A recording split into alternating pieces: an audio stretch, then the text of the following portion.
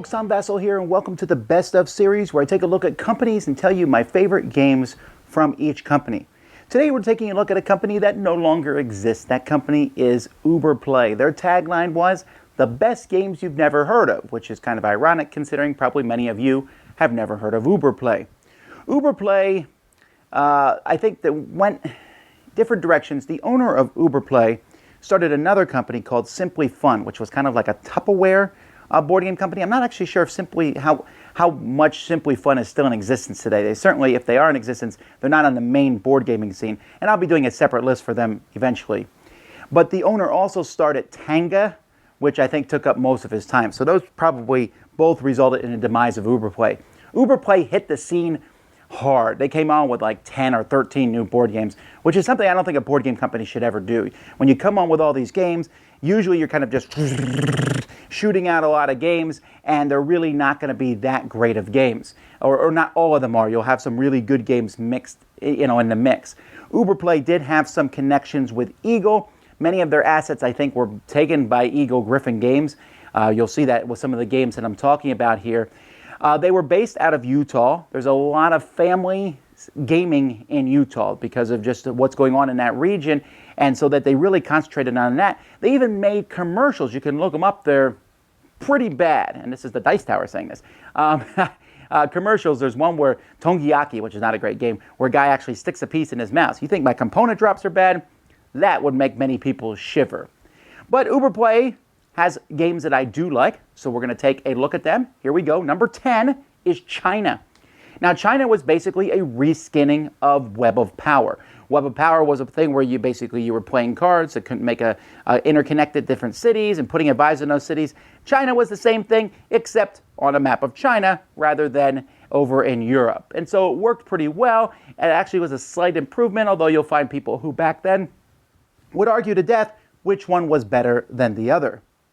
Number 9 is Saga. Saga was a game.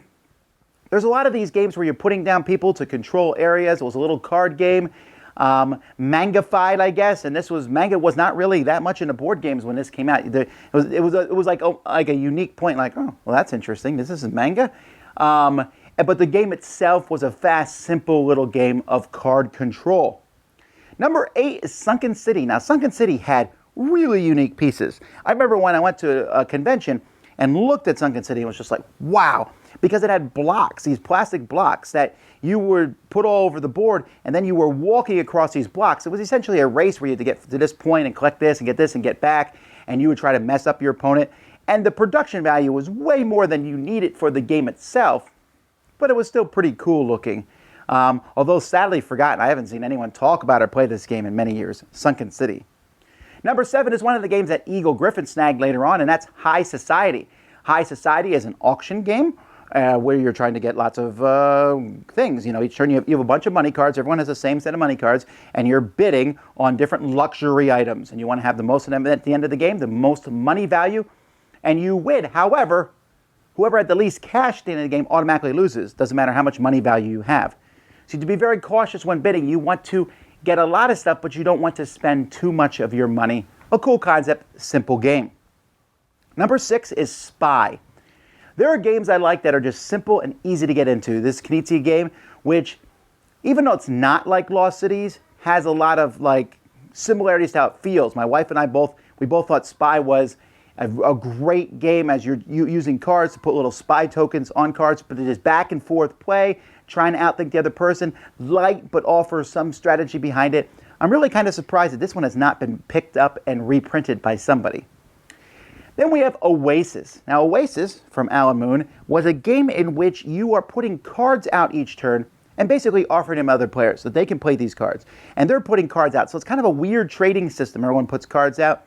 And you could even use your own cards if nobody else takes them, which is probably unlikely. So do you put out really good cards? If you put out good cards and someone takes them, then you can go first next turn and then you get first pick. But you're also helping the person out that you gave cards to.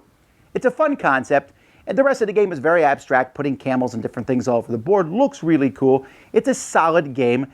Again, one that many people don't talk about now. Number 4 is Ark of the Covenant.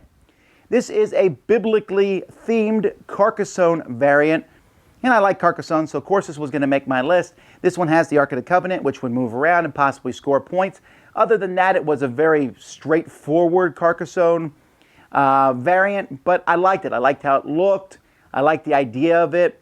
It was based in biblical times, but I mean, even if you don't, if let's say you're not a Christian or an Israelite or whatever, it's more historical. It's not preachy.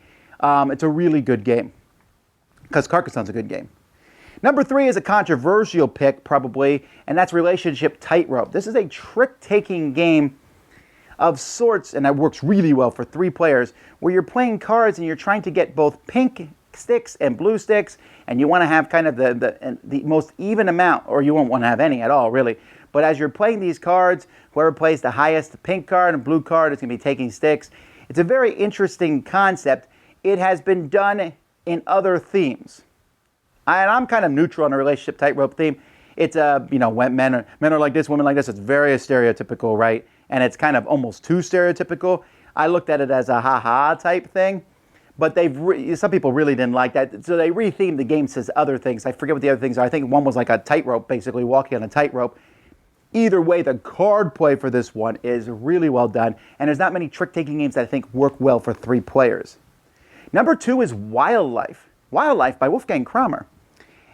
This is a game in which you had like humans or reptiles or whatever, and then you are trying to take over a board and evolve.